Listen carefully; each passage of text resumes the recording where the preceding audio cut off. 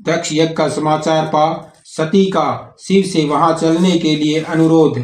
दक्ष के शिवद्रोह को जानकर भगवान शिव की आज्ञा से देवी सती का पिता के यज्ञ मंडप की ओर शिव गणों के साथ प्रस्थान।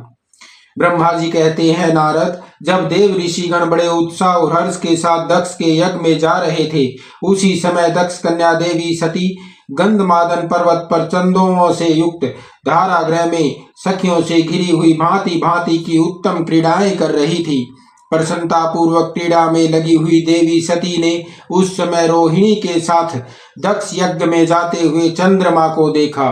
देखकर वे अपनी हितकारिणी प्राण प्यारी श्रेष्ठ सखी विजया से बोली, मेरी सखियों में श्रेष्ठ प्राण प्रिय विजय, जल्दी जाकर पूछ तो आ, ये चंद्रदेव रोहिणी के साथ कहाँ जा रहे हैं। सती के इस प्रकार आज्ञा देने पर विजया तुरंत उसके पास गई और उसने यथोचित शिष्टाचार के साथ पूछा, चंद्रदेव, आप कहाँ जा रहे हैं। विजया का यह प्रश्न सुनकर चंद्रदेव ने अपनी यात्रा का उद्देश्य आदर पूर्वक बताया। दक्ष के यहाँ होने वाले यज्ञोत्सव आदि का सारा वृतांत कहा। वह सब सुनकर विजया बड़ी उतावली के साथ देवी के पास आई और चंद्रमा ने जो कुछ कहा था वह सब उसने कह सुनाया। उसे सुनकर कालिका सती देवी को बड़ा विस्मय हुआ। अपने यहाँ सूचना न मिलने का क्या कारण है, यह बहुत सोचने विचारने पर भी उनकी समझ में नहीं आया। तब उन्होंने पार्षदों से घिरे अपने स्वामी भगवान शिव के पास आकर भगवान शंकर से पूछा। सती बोली, प्रभु, मैंने सुना है कि मेरे पिताजी के यहाँ कोई बहुत बड़ा यज्ञ हो रहा है, उसमें बहुत बड़ा उत्सव होगा, उसमें सब देव ऋषि एकत्रित हो रहे हैं। देव देवेश्वर, पिताजी के उस महान यज्ञ में चलने की रुचि आपको क्यों नहीं हो रही है। इस विषय में जो बात हो वह सब बताइए। महादेव, सुहृदयों का यह धर्म है कि वे सुहृदयों के साथ मिले जुले। यह मिलन उनके महान प्रेम को बढ़ाने वाला होता है। अतः प्रभु, मेरे स्वामी, आप मेरी प्रार्थना मानकर सर्वथा प्रयत्न करके मेरे साथ पिताजी की यज्ञशाला में आज ही चलिए।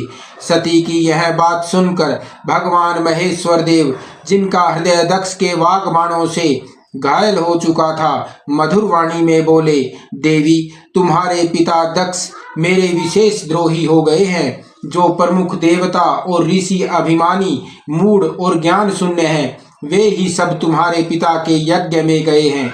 जो लोग बिना बुलाए दूसरे के घर जाते हैं वे वहां अनादर पाते हैं, जो मृत्यु से भी बढ़कर कष्टदायक होता है। अतः प्रिय, तुमको और मुझको तो विशेष रूप से दक्ष के यज्ञ में नहीं जाना चाहिए, क्योंकि वहां हमें बुलाया नहीं गया है। यह मैंने सच्ची बात कही है। महात्मा महेश्वर के ऐसा कहने पर सती रोष पूर्वक बोली, शंभो, आप सबके ईश्वर हैं। जिनके जाने से यज्ञ सफल होता है, उन्हीं आपको मेरे दुष्ट पिता ने इस समय आमंत्रित नहीं किया है। प्रभु, उस दुरात्मा का अभिप्राय क्या है, वह सब मैं जानना चाहती हूँ। साथ ही वहां आए हुए संपूर्ण दुरात्मा देव ऋषियों के मनोभाव का भी मैं पता लगाना चाहती हूँ। अतः प्रभु, मैं आज ही पिता के यज्ञ में जाती हूँ। नाथ महेश्वर, आप मुझे वहां जाने की आज्ञा दे दें। देवी सती के ऐसा कहने पर सर्वज्ञ, सर्वदृष्टा, सृष्टिकर्ता एवं कल्याण स्वरूप साक्षात भगवान रुद्र उनसे इस प्रकार बोले। शिव ने कहा, उत्तम व्रत का पालन करने वाली देवी, यदि इस प्रकार तुम्हारी रुचि वहां अवश्य जाने के लिए हो गई है, तो मेरी आज्ञा से तुम शीघ्र अपने पिता के यज्ञ में जाओ। यह नंदी वृषभ सुसज्जित है। तुम एक महारानी के अनुरूप राजोपचार साथ ले सादर इस पर सवार हो बहुसंख्यक पर्वतगणों के साथ यात्रा करो। प्रिय, इस विभूषित वृषभ पर आरूढ़ हो। रुद्र के इस प्रकार आदेश देने पर सुंदर आभूषणों से अलंकृत सती देवी सब साधनों से युक्त हो पिता के घर की ओर चली। परमात्मा शिव ने उन्हें सुंदर वस्त्र, आभूषण तथा परम उज्ज्वल छत्र, चामर आदि महाराजोचित उपचार दिए।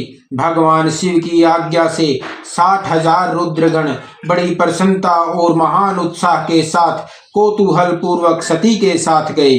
उस समय वहां यज्ञ के लिए यात्रा करते समय सब और महान उत्सव होने लगा। महादेव जी के गणों ने शिव प्रिया सती के लिए बड़ा भारी उत्सव रचाया। वे सभी गण कौतूहल पूर्ण कार्य करने तथा सती और शिव के यश को गाने लगे। शिव के प्रिय और महान वीर परमथगण प्रसन्नता पूर्वक उछलते कूदते चल रहे थे। जगदम्बा के यात्रा काल में सब प्रकार से बड़ी भारी शोभा हो रही थी। उस समय जो सुखद जय जयकार आदि का शब्द प्रकट हुआ, उससे तीनों लोक गूंज उठे।